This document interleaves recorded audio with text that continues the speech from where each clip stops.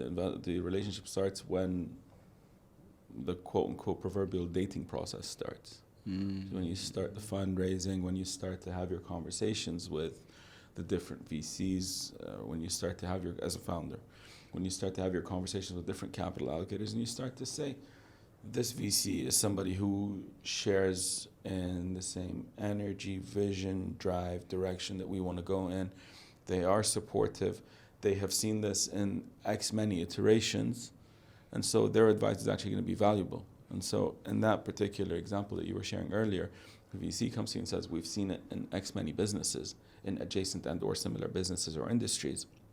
And the reality is you're actually going to find that the advice is valuable. Let's take a more specific and concrete example. You're building an e-commerce business. Okay. And you've brought on board an investor that has been an operator in e-commerce, that has invested in multiple e-commerce businesses and multiple e-commerce enabling businesses around that ecosystem. They've seen directionally what's happened across different verticals in the region. They're going to come to you with advice and input that's based on an aggregation of data that is very valuable information that's not publicly available. That is where you start to see that value add kick in.